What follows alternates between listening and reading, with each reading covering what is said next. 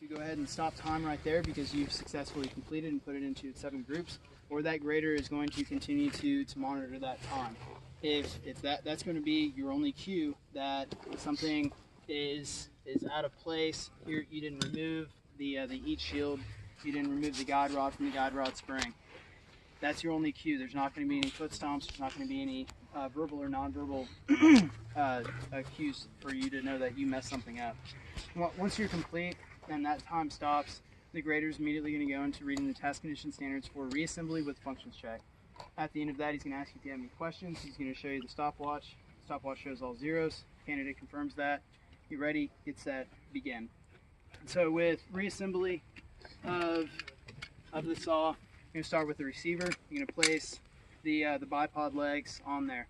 With this, I've seen quite a bit where guys, gals will have that gap right there. Make sure the bipod legs are fully seated. And we all see this indent right here. There's only one at the bottom of the gas tube. That correlates to this detent on the rear left as you're looking at it, bottom left as you're looking at it on the receiver. What I like to do is I take that detent, I place it up skyward, stick it inside of the receiver until the bottom lips of that gas tube fall into place. Then with a simple quarter turn, it's going to fall into the receiver, but you still have to make another quarter turn until you feel, you might not always hear that audible click, but you feel it kind of raise and fall over that mountain. After you got your bipod legs and your gas tube installed onto your receiver, go ahead and secure your barrel assembly, reinstalling your heat shield onto your barrel.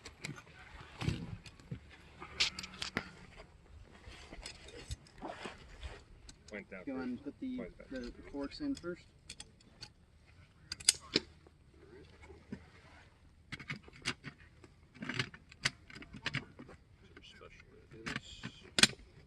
Just like that. Make sure that you give it a little tap forward on that carrying handle to ensure that the barrel assembly has been properly reassembled. Then you're going to take your op rod and bolt carrying group assembly. And with this, you can open the feed tray cover. Suggest you do it just so you can see a little bit. With the op rod, you're going to go ahead and align that inside of the receiver, inside of that gas tube.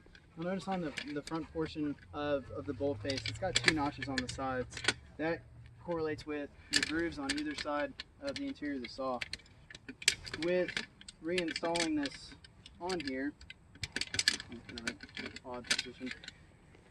Get to this point right here, a lot of guys are sitting there just hard jiggling it or just trying to tap it hard. If you just give it a couple of taps on the bottom, let gravity do the work for you. Once you have that reassembled, go ahead and secure your guide rod and your guide rod spring, place them back together, and then you're going to put your guide rod spring assembly back into the receiver, making sure that the end is going through the back end of the op rod. You'll notice on the back side of the op rod that there's 2 nipples on either side. You're going to want to make sure those are going to the east and west, not to the north and south. You're going to press inwards and then allow it to fall down. All right. Rotate. There East and west. See the nipple?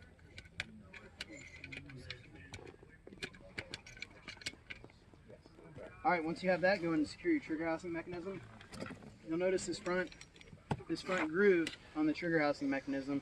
That's what gets inserted into the receiver and then rotated up.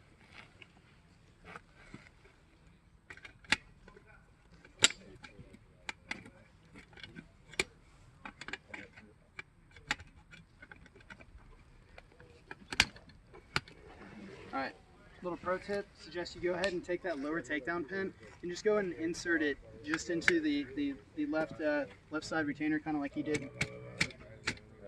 Gently Yeah, stick your finger put your, against yeah. the There you go. Just do it.